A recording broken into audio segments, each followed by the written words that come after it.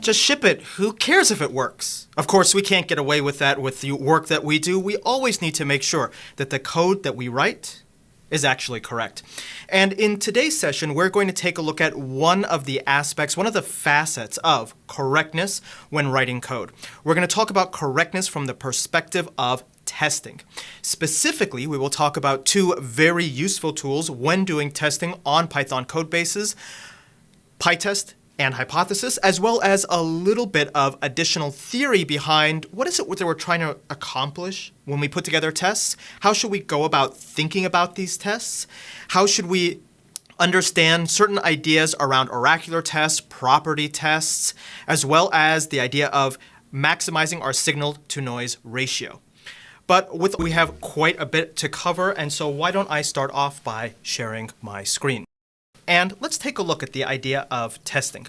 I want to start off with a little bit of framing. What are we really trying to accomplish when we put together some tests? Well, in my view, there's this idea of a signal-to-noise ratio. If we have tests, it shouldn't be the case that the tests always succeed, and it shouldn't be the case that the tests always fail. Because if the tests always succeed, they don't tell us anything. There's no signal. There's just the noise of having to run the tests. And if the tests always fail, they definitely add a lot of noise because nobody really knows. Is the test failing because that's just what it does? Because nobody's kept it up to date? Because nobody cares about that test? Or is the test failing because something went wrong? If we think about it from this perspective, we could say that the purpose of tests is multifold. Not only do they, as we'll talk about later, provide documentation to end users to understand how something is supposed to work, but as they are a first line of defense for ensuring the overall correctness of your code and communicating that to somebody else. In that sense, our goal with tests is to maximize our signal-to-noise ratio. We want our tests to sit on the precipice, on the edge of a knife, such that if we make a change to the code and that change will affect users in a detrimental fashion, we want the tests to fail. Otherwise, they're not telling us anything. And if we make a change and there would be no detrimental result on the side of the user, it's just a completely internal detail that we've changed, it's some optimization that we've added, something completely equivalent to what we had before, then similarly, we want that test to pass so that we don't get bogged down in the noise of chasing after our tests. This is why oftentimes when we see exact tests, for example, if you're doing something like generating a visualization and you do a pixel by pixel test, unless you happen to be the author of the underlying visualization tool itself, where pixel level differences are material differences to your end users. If, for example, you generate the same plot, but the font changes very slightly, that may not be considered something that is a material breakage. That may not be something that your users care about. And if every single time you run your tests and make small tweaks, you're chasing after those to regenerate the expected outputs, you are failing at establishing a good signal-to-noise ratio. Similarly, if somebody has told you that you need to have a certain percentage of test coverage, and subject to that percentage of test coverage, you write a bunch of tests that don't really test anything, but they were really easy to write, that is also failing at our signal-to-noise ratio metric because those tests aren't telling us when we break something, we've written tautological tests that will pass no matter what. In a very similar sense, I also think about tests in terms of the effort to reward ratio. From this perspective, I think, look, I'll be brutally honest with you, I am not paid to write tests. I am not judged on writing tests. I am not promoted on writing tests. I am judged, paid, I am evaluated on delivering things which deliver value to the business, which is largely feature development. Now, obviously, nobody wants me to rush off and create a bunch of features that are broken, but tests are a cost for me to ensure that the code that I've written that makes money for the business actually works. And so I am very clear on the return on investment, the effort to reward ratio. From that perspective, I am a strong believer in writing some tests that might seem very silly if the effort in order to write them and to keep them up to date is incredibly low, and if they can meet some very small bar of ensuring that everything just works. From this perspective, one thing that I think about when I'm writing tests is I want my tests to fail if something went wrong, and I want them to fail fast. I want some tests to also be more thorough than others, and one immediate consequence is, oftentimes when I'm writing tests, I like to arrange them in some kind of dependency graph. Because if you look at these two tests, both of which are trivially failing tests, we will see that test A fails, but something about the test is slow, something that it's doing internally, some checking it's doing, some setting up of data is just not particularly fast. It takes 1 second, and I feel like, you know what, I really don't want to see a failure that takes 1 second if there was another test that could have told me that failure immediately. For example, if test B ensures that the database is up and running, and test A ensures that transactions made on that database work correctly, do I really want to waste all the time, waiting for the database connection to time out if I could have tested that very quickly? I want to maximize my effort to reward ratio. I want to do as little effort to get as much reward as possible. So even in the structuring of our tests, I might use a plugin like Pytest dependency to ensure that this test fails immediately with the fastest of these two tests, the simplest, dumbest of these two tests. And if, for example, this passes, well, then it'll go on to the more expensive test. From that perspective, you can see I might write some tests that are just really, really stupid tests. They may check, am I still on planet Earth? Does the sun still rise on one side of the globe and set on the other side of the globe? Is the ground still underneath my feet and the sky above my head? Because those may constitute things which I can just ensure quickly fail, as long as I'm not writing something like, ensure that it's Tuesday, because tomorrow it may no longer be Tuesday. As long as I'm not writing a test that's going to require that I chase after it, constantly updating that test. Now, remember, testing is not just about correctness from the perspective of finding places where the code is incorrect.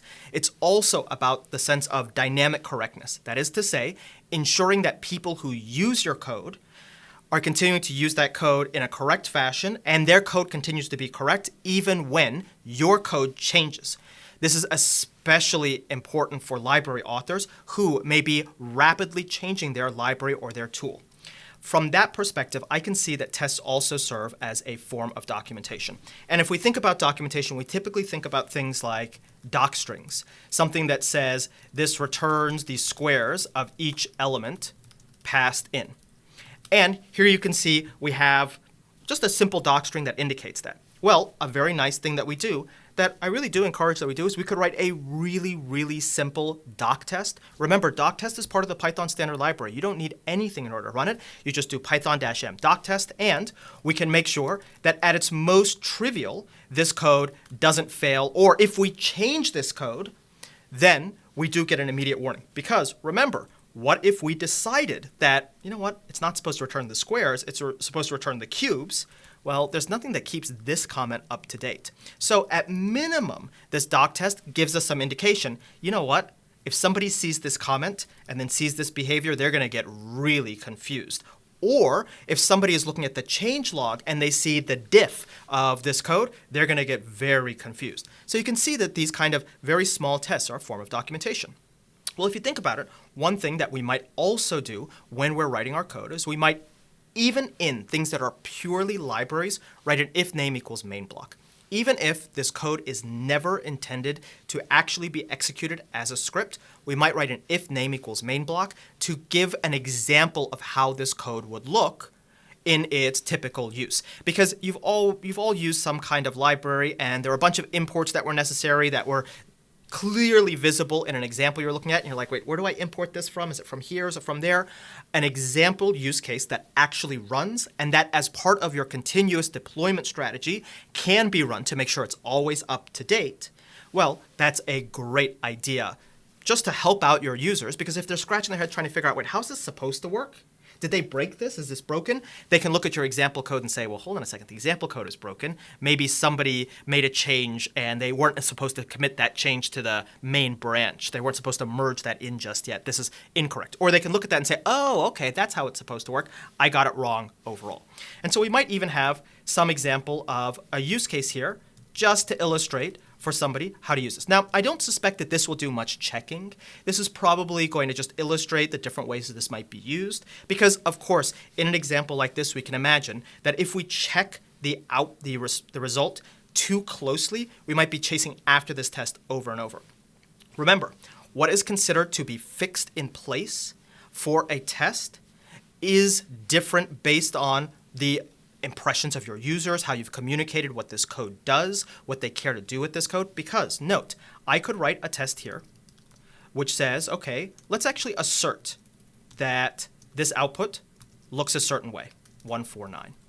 And let's not change the code. Let's actually have it generate that output. So I'll switch this over to using Pytest instead of our doc test, and you'll see everything passes. Then later on, what if I decide, you know what? I think it's a little bit more interesting if I return a generator expression. Well, note, if I return a generator expression, this code will fail. But is that a meaningful failure? Well, if in your indication you said, oh, the way this is supposed to be used is you're supposed to iterate over this thing, and you're not supposed to expect that this thing may be concrete, because that's something that I reserve the option to change it from being concrete to abstract, and I have documented and indicated to somebody in one way or another that this is the use case. Well, note, this use case did not fail, but the test did. And it would be very silly for me to have to chase after the test in a case where I didn't actually do something that I anticipate would materially impact my end users. Now, of course, this means that we do have to have some judgment calls, because there are places where we will say that, look, if a user does one or two things, that is outside of the usage that we indicate is going to be stable. And remember, users can write all sorts of crazy code. They could just as readily say, if the type of the response of this thing is equal to a list, then do something, and this code will change. If you make a small change to this, if you return a set, it'll make a small change to this. They could very readily do that. But at some point you have to say, look, you are really fixating on certain aspects of the code that I wrote that really were never intended to be the aspects that you fixate on. And one of the ways that I can give you a visual indication, I can give you some documentation of what aspects of this code you should fixate on, what aspects of the code you should care about, or at least, at minimum, what aspects of the code I myself will notice have changed, is through these various documentation means. If I have some code that looks like this in my if name equals main, that may be a way for me to communicate to the users, look, if I change one aspect of this code, I will not visibly see that in my sample use case. And as a consequence, maybe you should pay a little bit close attention to this particular module, because those are changes that you might expect happening, because it's not something that I care to fix in place.